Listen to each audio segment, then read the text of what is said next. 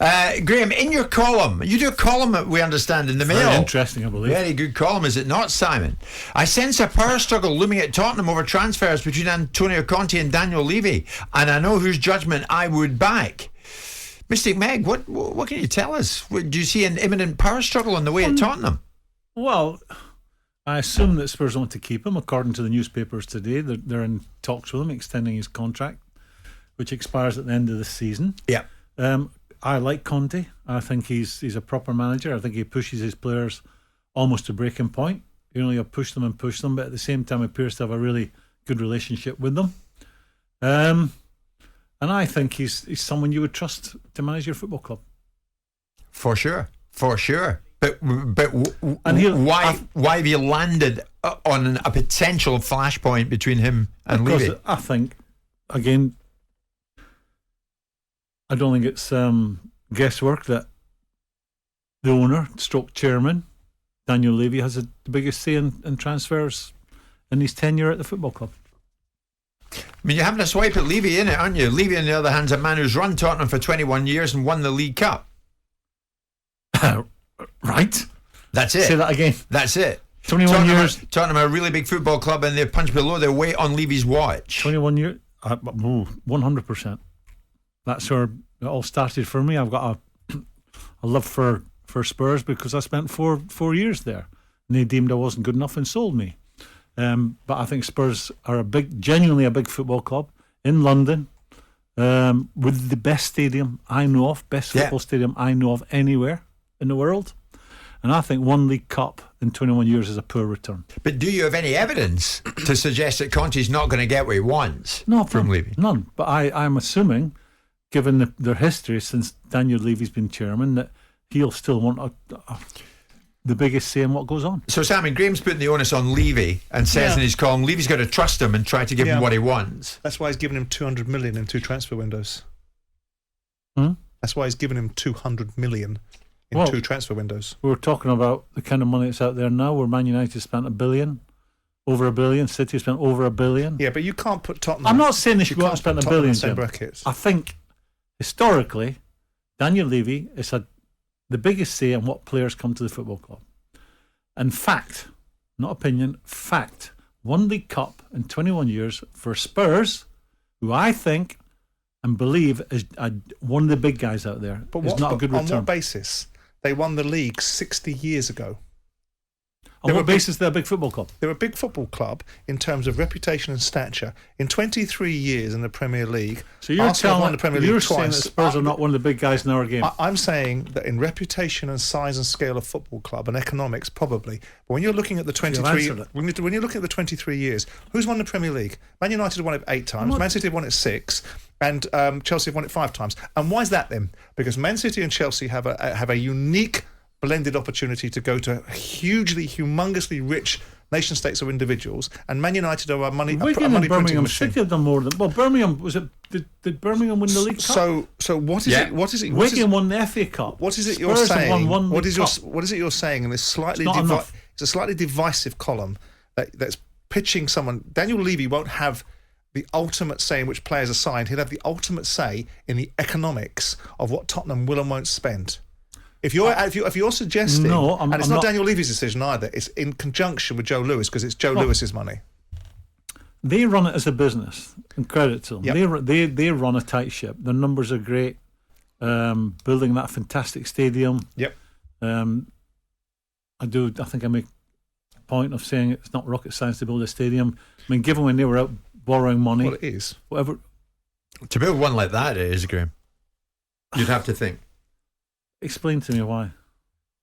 Why Don't be looking at him for backup. No, you said. He's been there and done it. I'm going to do what you two do. You have to be a genius to build a football stadium today. That's what you just said. No. Look at the funding of it, Graeme. Look at the economics. Yeah. Hang on. If you want to make all the accusations that everybody else besides the football manager has no intellectual value, and there's no genius. Hang on. I now know where his hatred of football managers. I don't hate football managers. Yes, you do. Don't be silly. Tell me how many managers do you have in your 10 years at Crystal Palace? My greatest champions were my managers. My greatest source of pride and disappointment were my managers. How many managers did you have in your 10 years? As many jobs as you had, but I know what they were. In 10 years, How many managers did you have? 8. In 10 years? Yeah, 8. You make Abramovich look like a saint, like a man of well, patience. unfortunately, when you've got people like Steve Bruce that want to resign after 5 minutes, when you walk in the door with someone like Steve Coppell that's as negative as hell and you don't want them around because you're a new guy trying to learn off of them, there's 2 out of the way. Right. And then you have 8 managers. Tell us Tell about how magnificent the stadium is. But that's a is. silly point, Graham, because you're deflecting. It's not a silly point. The point is... I'm now understanding where your dislike of football managers come from. I don't dislike football managers. Just because I hold them to account, that's different. Because I won't allow you to peddle narrative. It's nonsense. It's based upon we need an unequivocal amount of time. We need an enormous amount of support. And every time we don't get something right, it's somebody else's fault. Now, it takes an inordinate amount of engineering and thought processes to build £1 billion stadium. You've just turned around and said... You employ the best architects and pay their fees. Well, then why hasn't everyone else done it, Graham? Why is there only £1 billion stadium in London? A lot of people have. And one of the hardest places... One of your mates, Rupert at Southampton, built a stadium. But not vaguely resembling. St Mary's doesn't resemble anything like Tottenham's, and also to do it in London is very difficult. But going back to your point... How much has he given Conte, Simon? Did you quoted a figure? 200 million in 2 transfer windows. So that plus the stadium, he's been there less than, he's been there less than a year. So the argument you're trying to say... It's not an argument, it's a fact. Well, you're 21 years for Spurs. Yeah, we know that. Winning 1 League Cup is not enough. We know that. And in 18 years, Arsenal have won 2 or 3 FA Cups, and people could make the argument that Arsenal have underachieved. But there's only 3 teams that have achieved, Graham.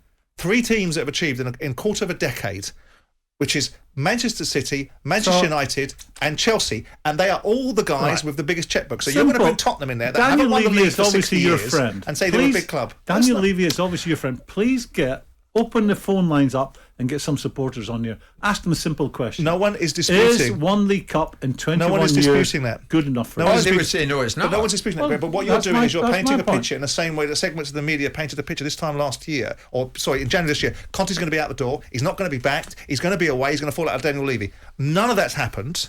He's been given £200 million in transfers. Does he need more? Yes.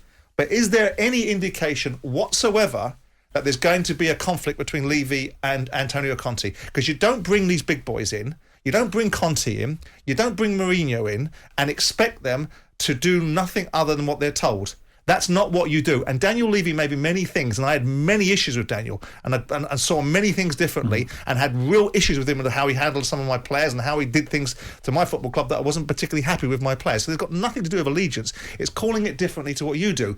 What you do is you sit in a camp and say all the genius, all the intellectual capital in a football club comes from one source, and it's not. It's a sum of all its parts. It's a sum of all its parts. What a load of old waffle. I said, quite simply, Spurs in 21 years under the stewardship of Daniel Levy have won 1 League Cup. That is not good enough. You see a power struggle looming at Tottenham. If you look in the I'm sure in the past I've done newspaper columns. Indeed. You're not always. I wrote them. You're not always responsible for the headline to put on them.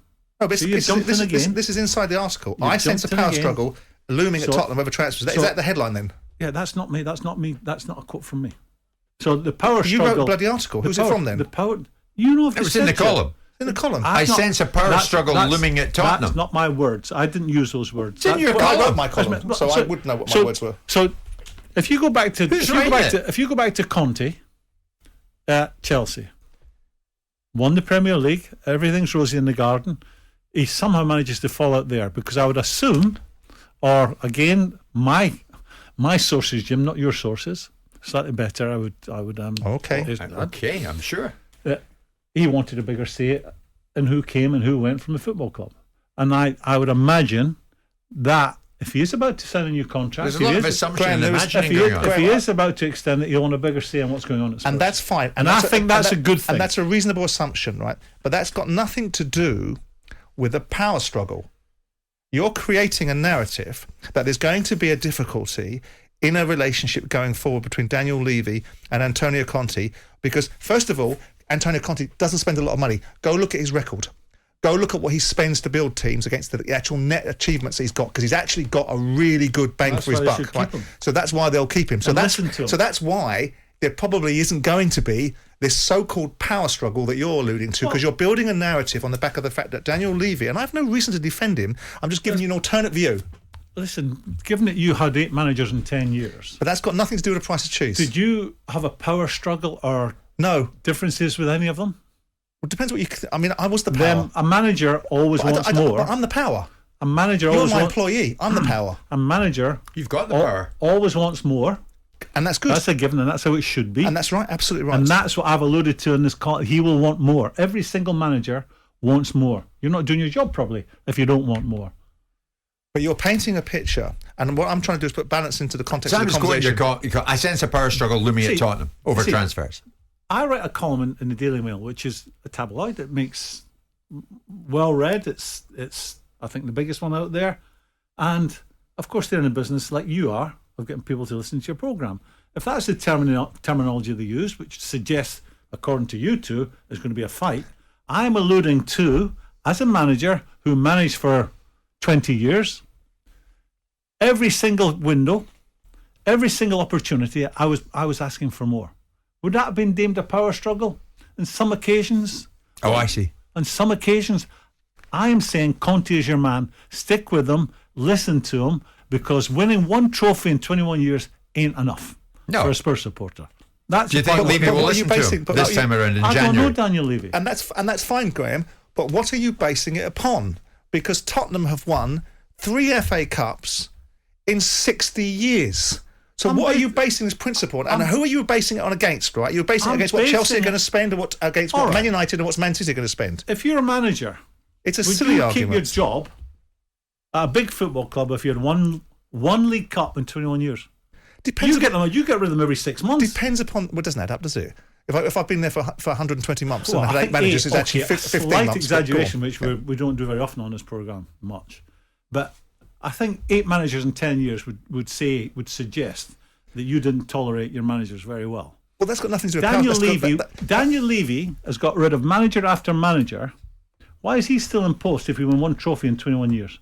Because it depends upon what... Again, I'll give you the example. Would you expect Tottenham... And I'm not defending Daniel Levy. Don't get... You very much are. No, I'm not. I'm giving you an alternate view. Okay. Where would you expect Tottenham to have won over Manchester City's spend, over Manchester United's spend... That's 23 years we're talking about, right? Daniel Levy, you've written in your column, or maybe you didn't. 21 years he's been in situ, right?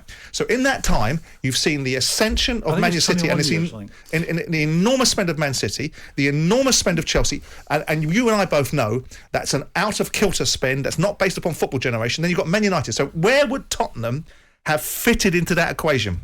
Because Arsenal can't keep up with them either. Forget Man City. Man City is a relatively new thing. But these are the guys. That's 14 but years. As we hit this break, you still sense a power struggle looming at Tottenham. I hope they stick with Conte. I think he's the real deal.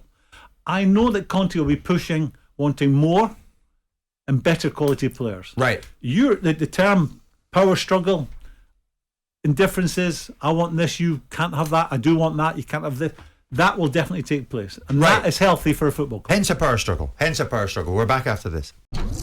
Jim White and Simon Jordan. Monday to Friday mornings from 10. On AM, on DAB, via the talkSPORT app and on your smart speaker. talkSPORT.